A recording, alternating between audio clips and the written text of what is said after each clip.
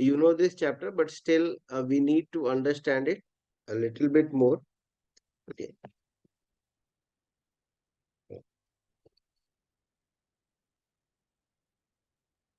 Okay, Mehak is unable to turn on the camera. Fine. No issues, Mehak. See, it is for better interaction. Okay. And also some of you are very smart. There are some of you who just turn on music in their headphone and keep on, they pretend to be attending the classes. Okay. Some of you leave the class, move somewhere, and it seems as if you are attending the classes. Okay. So this is generally for those people. Otherwise, there is no issue of the camera. Okay. So I have also caught some of the people during such activities. So I don't want to take the risk. So that is why I want all the cameras to be on. Okay. So let's start with the live processes.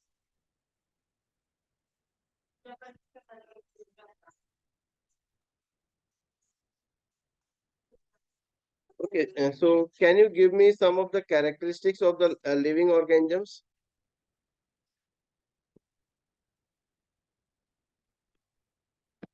Some characteristics of the living organisms. We want to list out the characteristics of the living organisms.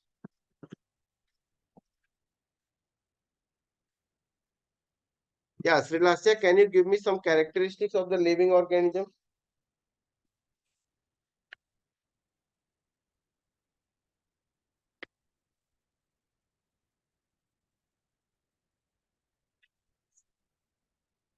Srilasya, are you there?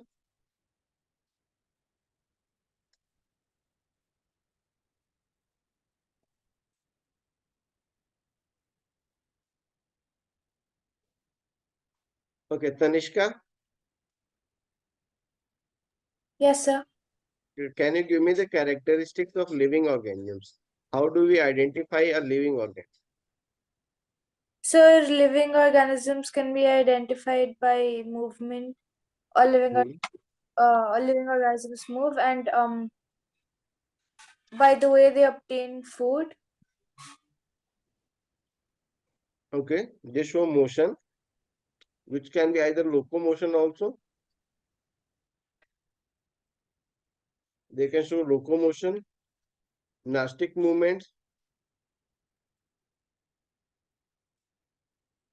growth movements. Okay. So motion is one of the characteristics. Then they eat food. They depend on food for nutrients. Or let's write, they require nutrients.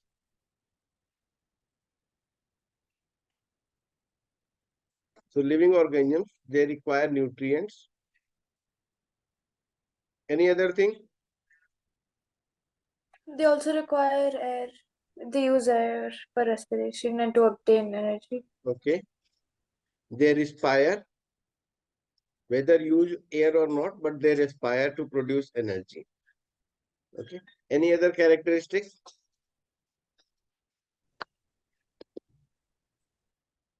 Growth. Living organisms grow. Okay.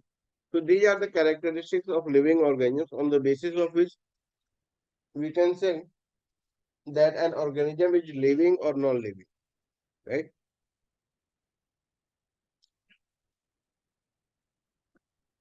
Sir, can we tell about the structure? About? Sir, about the structure like the organs and all.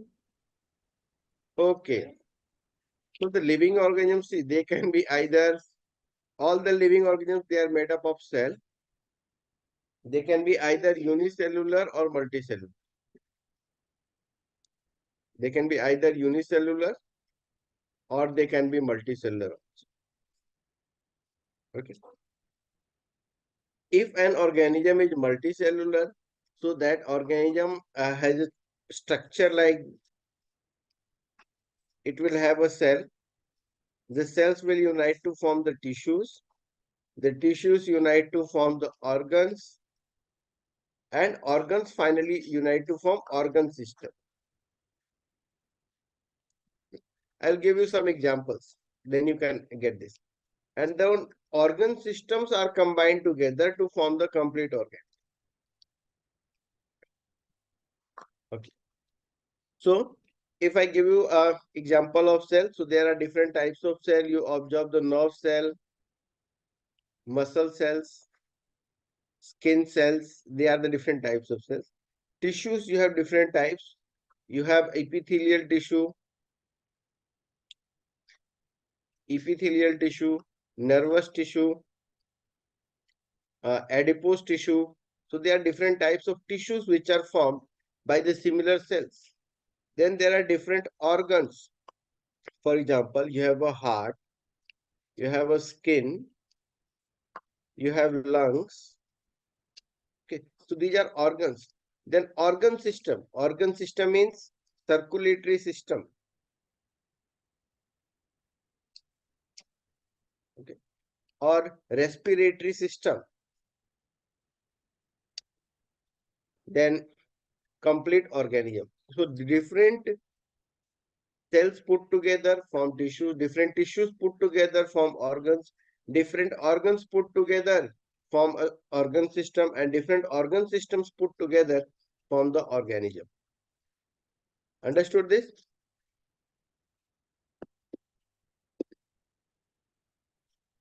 Okay.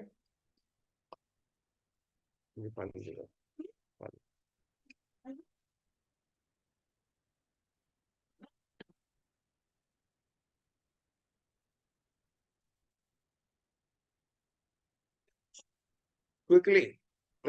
What is nutrition? Who will answer? Answer quickly. Anyone who knows the answer can answer it. What is nutrition?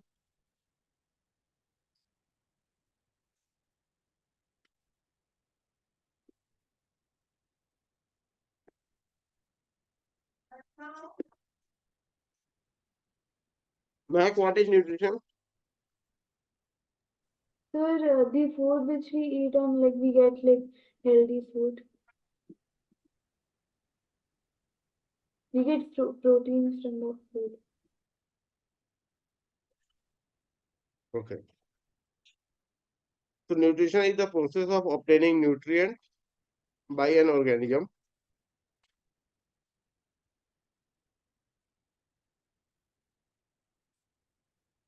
and utilizing it in the body.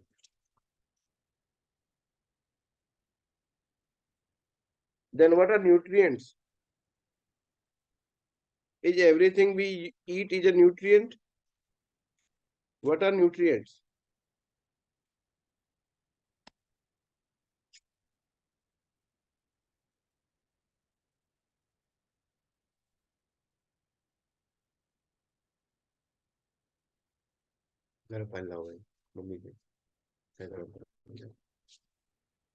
Yes, what are nutrients? These are the specific chemicals.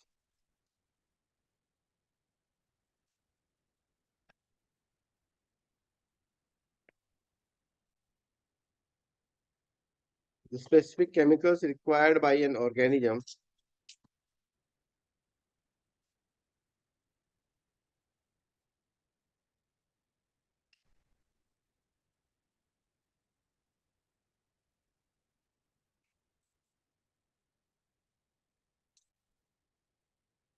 the specific chemicals required by an organism for for its growth, development, and protection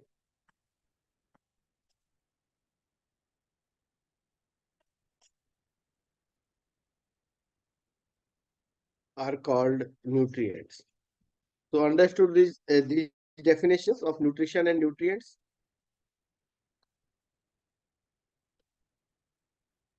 Okay, now in the nutrition comprises of a number of steps, a number of steps. So we will list out the steps of nutrition. And I see here that no one is responding. No one is providing me the answers. Srilasya, are you there? Yes, sir. Okay. Manan, Yes, Hasnita, sir. Yes, Amatur sir. Rahman. Yes, Okay. sir. So see, what are the different steps of nutrition?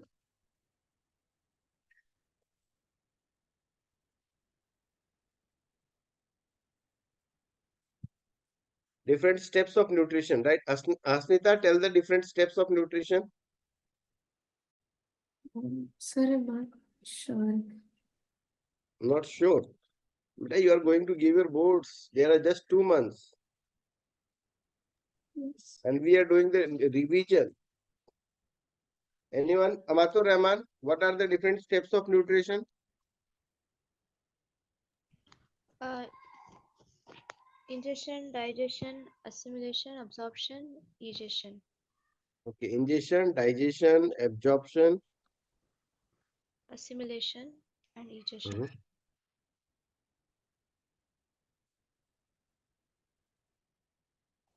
So ingestion, digestion, absorption, assimilation, and the last one is egestion.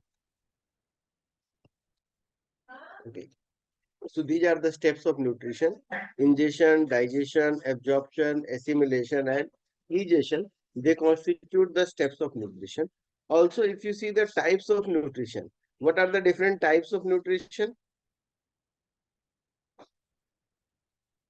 Holozoic, Parasite, holozoic, saprophytic, symbiotic. First of all, we see there are just two types of nutrition: autotrophic and Heterotrophic. heterotrophic. Okay. So if you are asked the types of nutrition, there are just two types of nutrition. Okay. So the types of nutrition.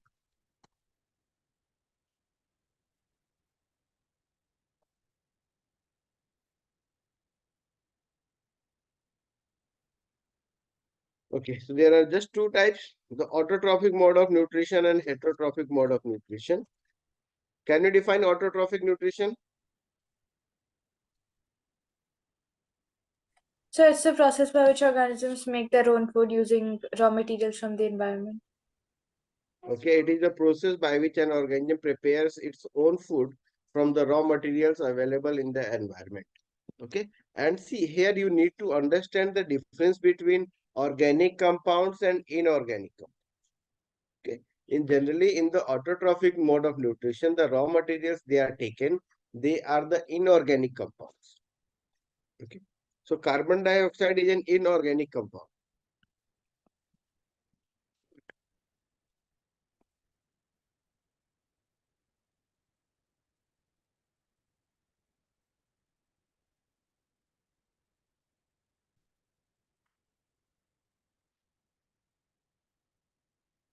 Okay, so these are the two types of nutrition: autotrophic and heterotrophic. Mehak, I think you answered this question. No, sir. Okay, so can you answer? Okay, Mehak, can you answer? What is autotrophic nutrition and what is heterotrophic nutrition? So autotrophic nutrition is where the organisms get food from the process of photosynthesis. See, photosynthesis is a type of autotrophic nutrition. Okay, yes. There are two types of autotrophic nutrition. There are two types of autotrophic nutrition, that is chemosynthesis and photosynthesis. Okay. So in the autotrophic mode of nutrition, in the detail you have studied about only the photosynthesis. So here I get two things. One is your chemosynthesis,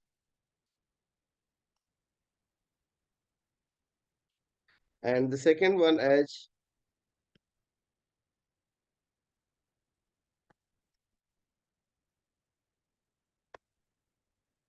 okay. The second one we already know, photosynthesis. See, chemosynthesis, it is the process which is used by the organisms that are living deep inside the earth. So deep inside the ocean. The organisms which are living deep inside the ocean, over there even the sunlight is not able to propagate. Even the sunlight is not able to reach deep inside the ocean. So how do those organisms prepare their food? That is performed by the process of chemosynthesis.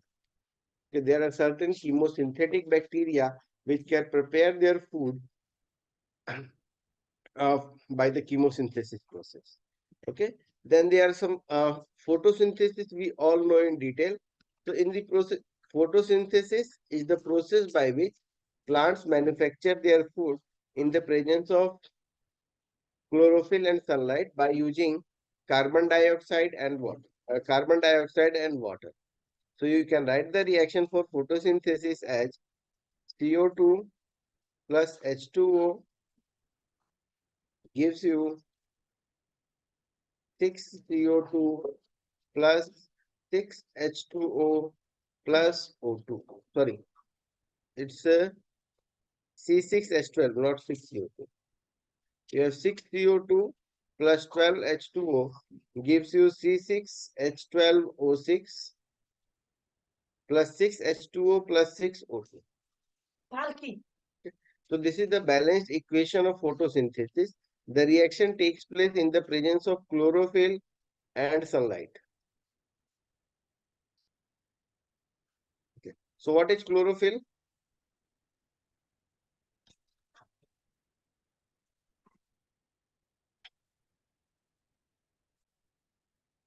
So it's a green substance present in the chloroplast of the a green pigment present in the chloroplast of the leaves of the plant, which is used Okay. by the plants in making their food.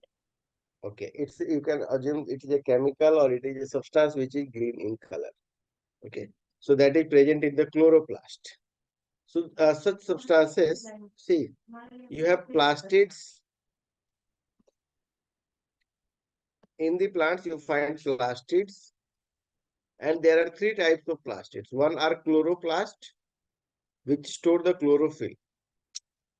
Then you find leucoplast and chromoplast. Okay, so what are chromoplast? Come on, Manan, what are chromoplast? I don't know, sir. Don't know. So you are doing this the second time or third time, I think. See, chromoplasts, just like the chloroplast, they are also plastids present in the plant. They contain pigments of other colors. Let me write like this. They have pigments of other color. Other color means color other than the green. For example, chromoplast you find in the case of petals of flower. Okay, the petals of flower, they are differently colored, and that is because of the presence of the presence of the chromoplasts. Okay, then chloroplasts, as you know, they contain chlorophyll, which is green in color. So contain chlorophyll, which is the green pigment. The leucoplasts, they, can anyone tell what are leucoplasts? So they are colorless plastids which store food in the plant. Yeah, they are colorless, they store food. Now understand how the plants store food. First of all, the plant leaf absorbs sunlight, and so it absorbs sunlight, and from the environment it takes in carbon dioxide through the stomata. It takes carbon dioxide through the stomata, and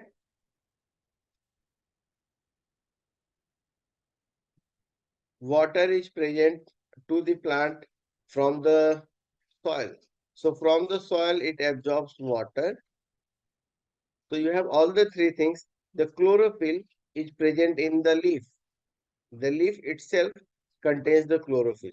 So all these four things, they combine together to form your glucose. So you have, that's why we write the equation as 6CO2 plus 12H2O, giving us C6H12O6 plus 6O2 plus 6H2O. So in some of the books, you may find this 6H2O which we are getting here, it is something like the cashback mechanism.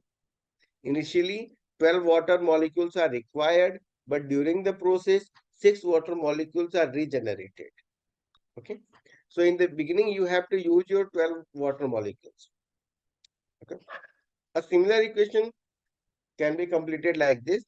You can also write it like this: 6 CO2 plus 6 H2O, giving us C6H12O6 and 6O2. Both the equations, they are equivalent, but in both of them you have to write the requirements like chlorophyll over here and sunlight. So here also you need to write chlorophyll and sunlight. So both the equations, they are equivalent. You can write any of them. Okay, there is no difference between them. Only the first equation, it represents the complete process.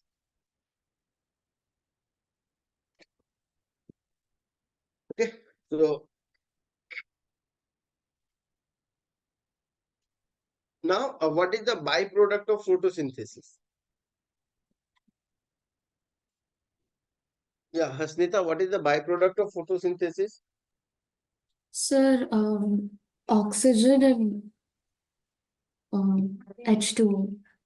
Yeah, so if you are asked the byproduct, you will say oxygen is the byproduct of photosynthesis. Okay, here oxygen is the byproduct, that's the extra product obtained during the process of photosynthesis. Okay, now this glucose which is formed, the glucose is stored by the plant, but it is not stored in this form. Okay, the glucose is not stored like this. The plants, they perform the conversion of glucose, they convert this glucose.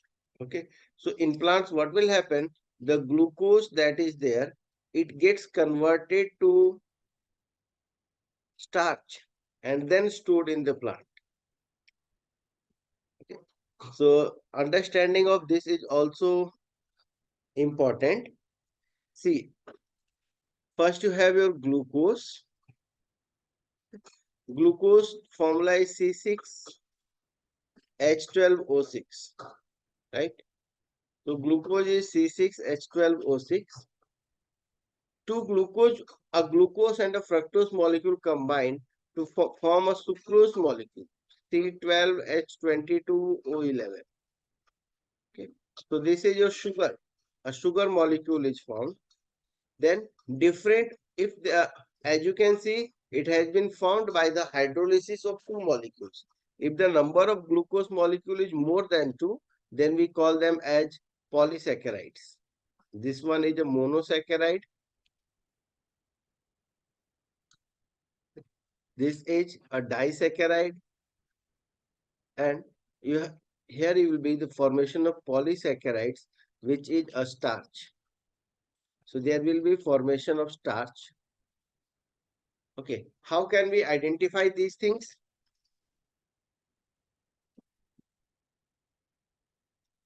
If you eat glucose, so glucose will be sweet to taste. Okay, glucose will be sweet to taste. Sweet to taste. Sugar is also sweet to taste, but starch, that is not sweet in taste. Okay, once you eat starch, so if it is digested by in your mouth, the starch will be digested to sugar and then to glucose. So therefore, it will start tasting you sweet once once it has been digested. But before digestion, there will not be any taste for it. They are tasteless. However, they also contain the glucose molecules in them, but they are tasteless.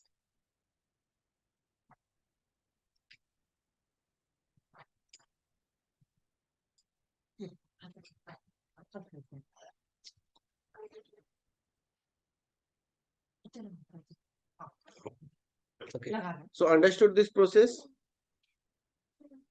Yes, sir. Okay.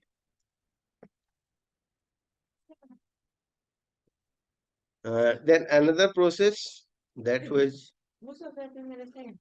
now we come to the heterotrophic nutrition.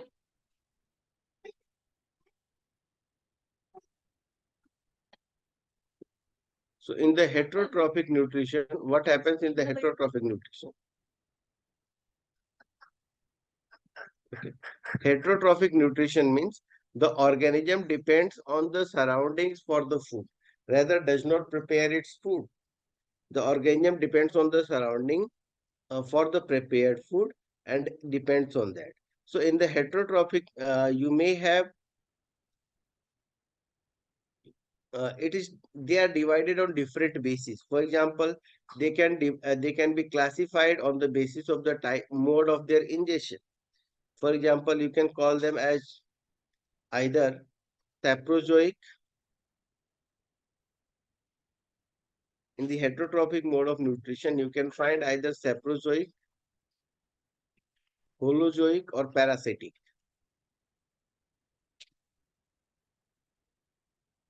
Holozoic or parasitic. Saprozoic, these are the organisms which depend on dead organic matter. They depend on the dead organic matter for food. They generally perform extracellular digestion. Here, digestion generally takes place outside the body. In the holozoic mode of nutrition, here the complete food is engulfed. Here, food is engulfed. In the parasitic mode of nutrition, some organisms, there are certain organisms depend on living organisms. They depend on living cells, not on dead cells. So this such a mode of nutrition is called as a parasitic mode of nutrition. The organism obtains its nutrients from the from the organisms which are living. Okay. So in detail, we will be studying about the nutrition in amoeba and nutrition in human beings.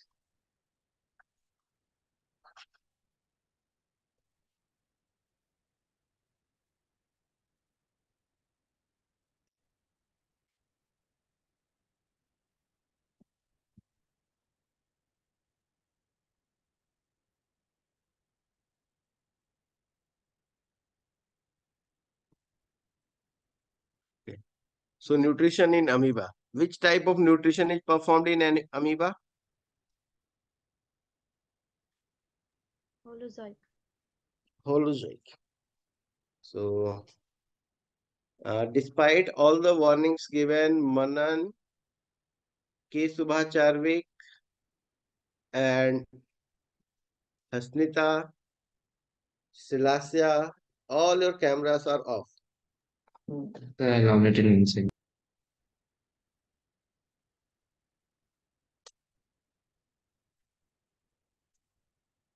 I want to see all of you. Okay, you should be present over there.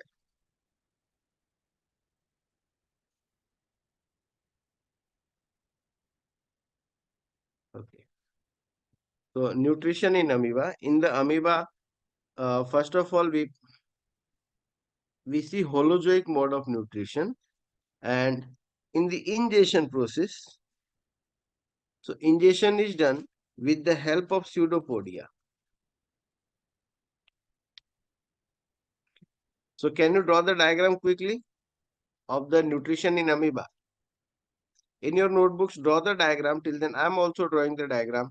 Draw the diagram for nutrition in amoeba.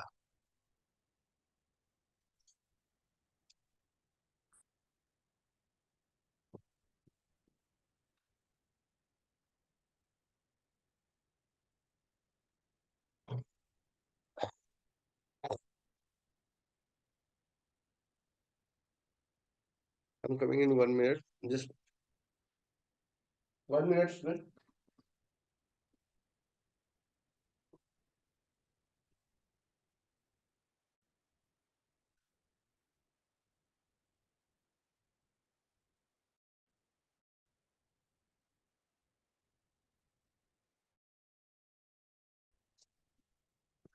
Okay.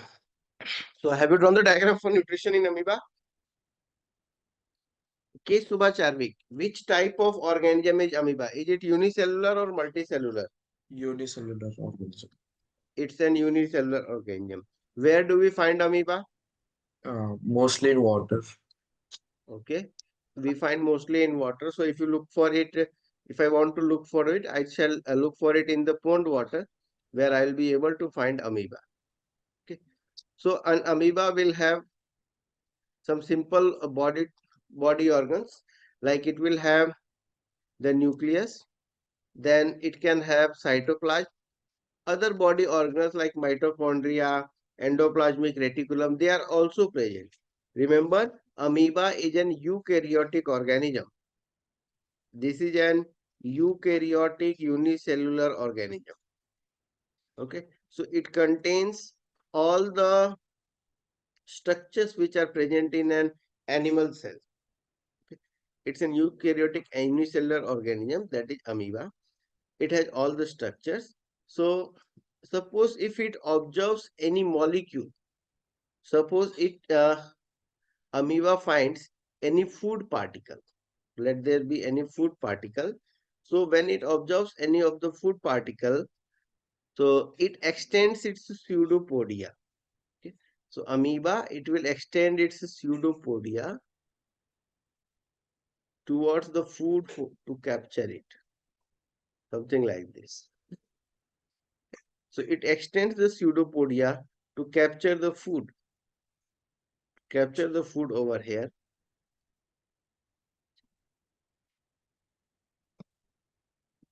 Hello. Hello.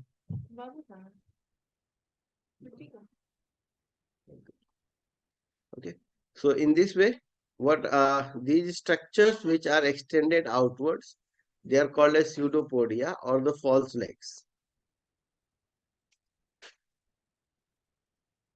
Pseudopodia or pseudopodium, singular it's pseudopodium. Then this is nucleus.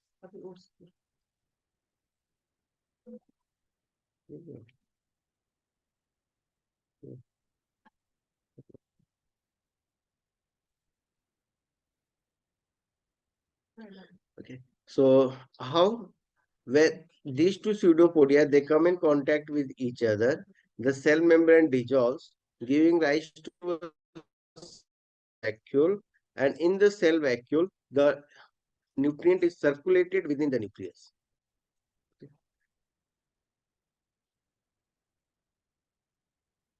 Okay. So it is being absorbed over here.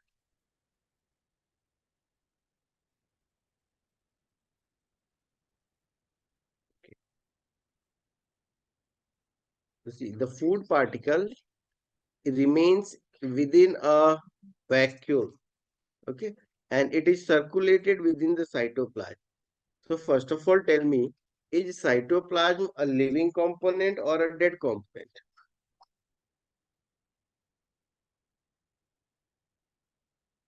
Is cytoplasm a living component or dead component of the cell?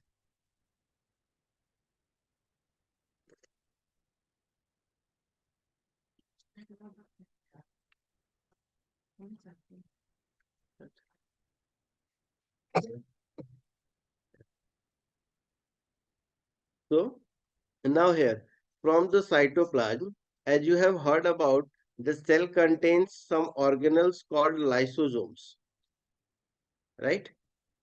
So what do the lysosomes contain? Suicidal bags. They are called suicidal bags, but what do they contain? They contain enzymes. Okay, so those enzymes are released from the lysosomes, which help in the digestion of the nutrient. Okay, so the food molecule is digested with the help of enzymes. So it is digested with the help of enzymes. All the enzymes, they enter the food particle. So the food particle is digested. Then in the next step, the food particle is circulated still, so that the nutrient which was digested, it can be absorbed. So now the digested nutrient is absorbed by, so this it becomes something like this. So the nutrients, they are now absorbed out of it by the cytoplasm, and hence at the last step it will be ingested out. So your first step we observe here, this is your ingestion. Then after that, digestion takes place.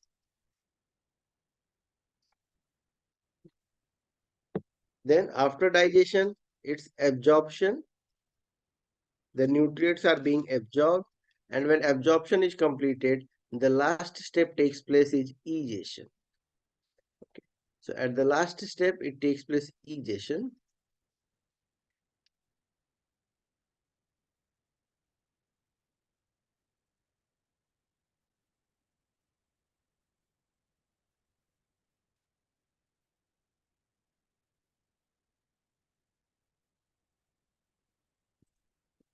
So in this way, it is egested out, or undigested food is removed out of the body.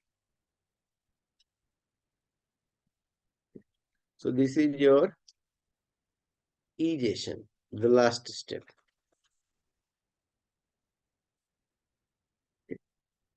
So even in amoeba, we observe that the nutrients, they are absorbed, the food particle is ingested, digested, absorbed, and finally assimilated. Okay. So if you want to represent assimilation along with the absorption, you can write here assimilation also. Okay. Assimilate means collecting. Okay. So assimilation means the cell will store somewhere inside itself the nutrients for its later use. That is your assimilation. Okay. Now, if I ask you for the amoeba, which type of digestion is taking place? Is it intracellular or extracellular?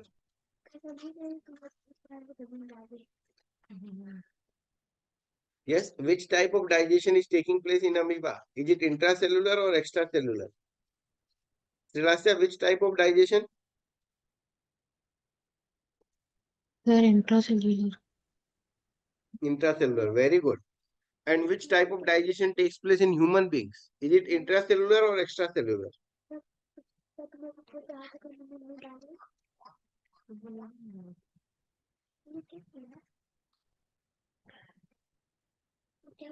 Intracellular, sir. This is intracellular digestion in the case of amoeba. In the case of human beings, Mac, in the case of human beings, which type of digestion is there?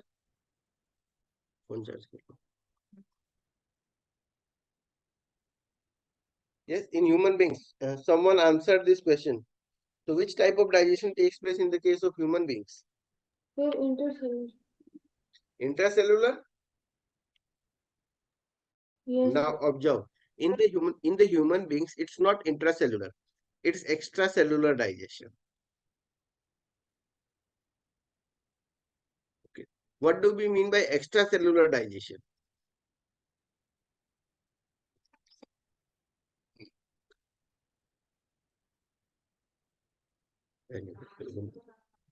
Yeah, K. Subhacharvik, what do we mean by extracellular digestion?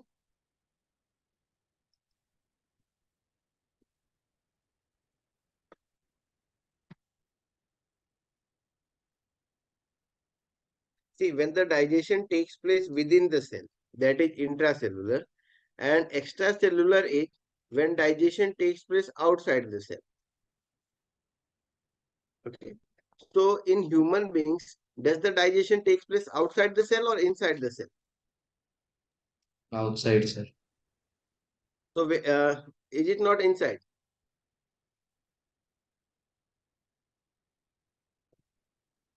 First, food is broken down outside, then it is digested. Yeah. See, first of all, here, no, it is in the case of human beings, the extracellular digestion takes place. That means the food is digested in a cavity, in a free space, in a cavity that we call as the alimentary canal. The food is digested in the alimentary canal. That's just a space. It is not within the cell. It's a point, it's a place outside the cell. The secretions of the cells, they are brought about in the alimentary canal where the food is digested. Okay. So in the human beings, the digestion of the food is extracellular and not intracellular.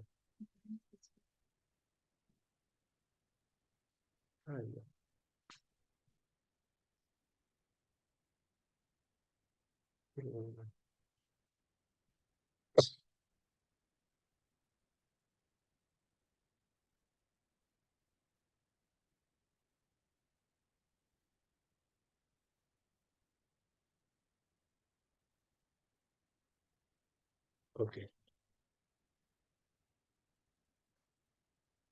Now, understanding the digestion steps in human beings, we will quickly do this. I'm not going to take much into the detail, but we will see some key points. Okay. So, starting with the buccal cavity.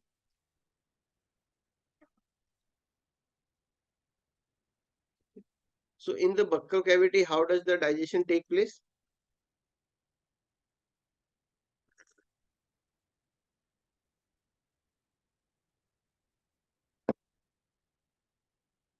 In the buccal cavity, you have teeth, tongue, and salivary glands.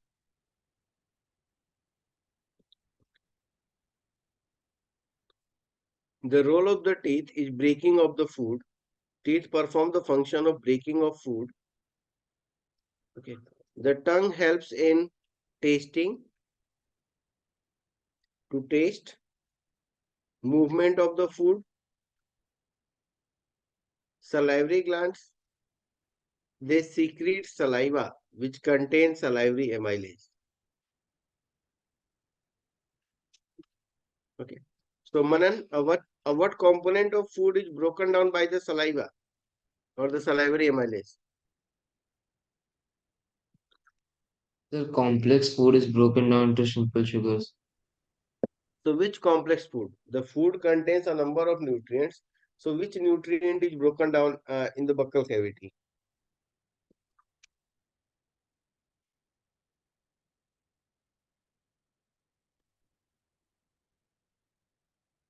Asnita, which food component is broken down in the mouth? Starch, sir. Okay.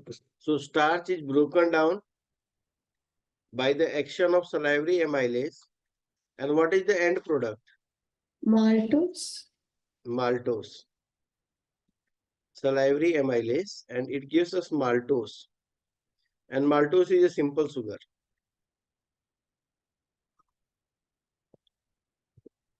So starch is digested to maltose, and the action of salivary amylase is very quick. So the time for which we are chewing the food, in that time, a lot of conversion of starch to maltose is performed.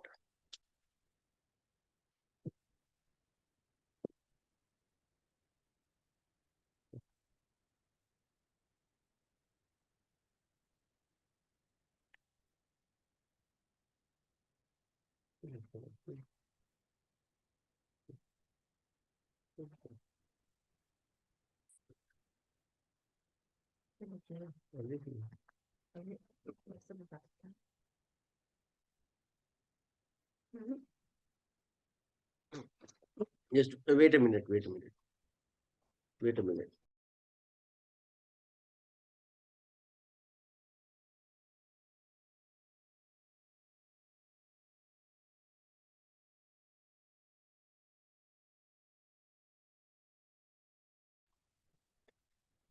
Okay. After the mouth, the food passes through the esophagus, and in the esophagus, there is no digestion. No digestion takes place in the esophagus. After that, the food reaches the stomach. The secretions of the walls of the stomach. In the stomach, it has the gastric glands. The glands of the stomach, they are called as the gastric glands. And the gastric glands, they secrete out gastric juices. Okay. These gastric juices, they contain certain substances. The gastric juices, they contain three important substances which help in digestion. They contain hydrochloric acid, they contain mucus, and they contain pepsin. So this question has been asked around, you can say every alternate time about these topics.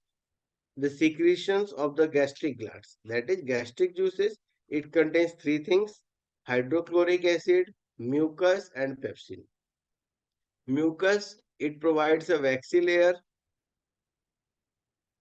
Mucus provides a waxy layer. Hydrochloric acid, it makes the medium acidic. And with this, with the hydrochloric acid, it is suitable for pepsin to digest proteins. Okay. pepsin cannot work without hydrochloric acid. Okay. So as you have, so how it is asked? You should know the role of hydrochloric acid. The role of hydrochloric acid is, first of all, killing of the bacteria that may enter the stomach along with the food. So killing of bacteria, then making the medium acidic for the action of pepsin. Making medium acidic for action of pepsin. Then mucus, it forms the waxy layer. It forms waxy layer on inner lining. It forms waxy layer on inner lining of stomach, so that the walls of the stomach, they can be prevented from their own secretions. They can be prevented from their own secretion of hydrochloric acid. Then at the last, pepsin, it helps in the digestion of milk proteins. It helps in the digestion of milk proteins, which are digested to peptones and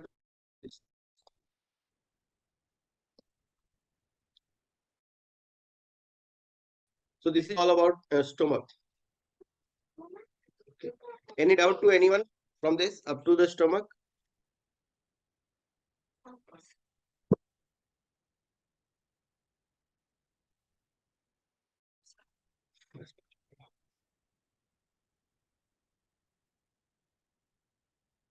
Okay. So just these three things you need to remember about the stomach.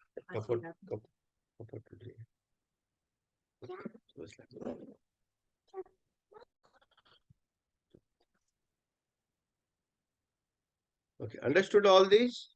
No doubts. So let's move further now. After the stomach, the structure you should know here from the stomach. Okay, how many of you think that the food also enters the liver?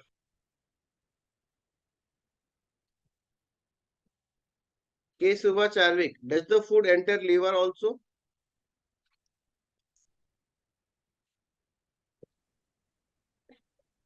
Does the food enter liver? K. Subha Charvik. Yes, I think so.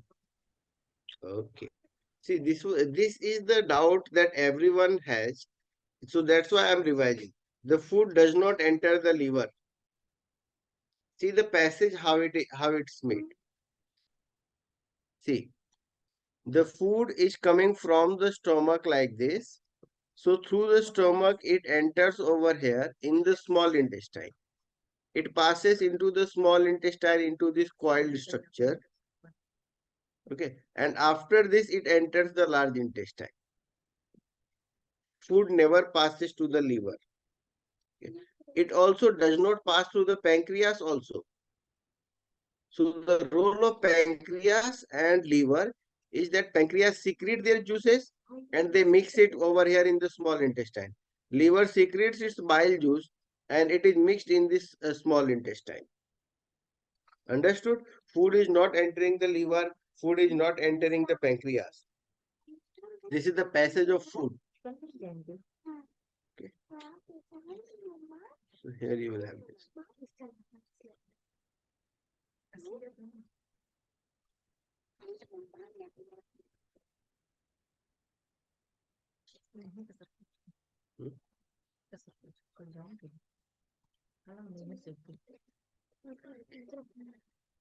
Just wait.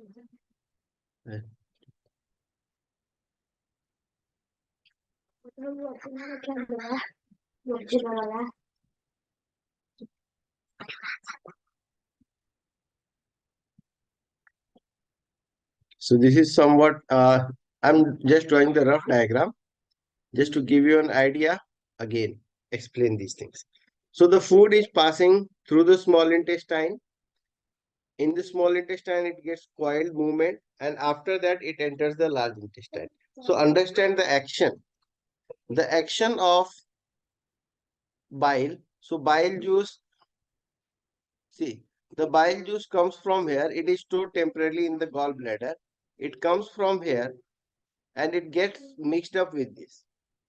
Pancreas also secrete pancreatic juices, and it also gets mixed up with the food in the small intestine. Okay. Now the questions are mainly asked from here. From the liver section, you are asked the question about the bile juice. Okay. So which enzyme is contained in the bile juice? Srilasya, which enzyme is contained in the bile juice?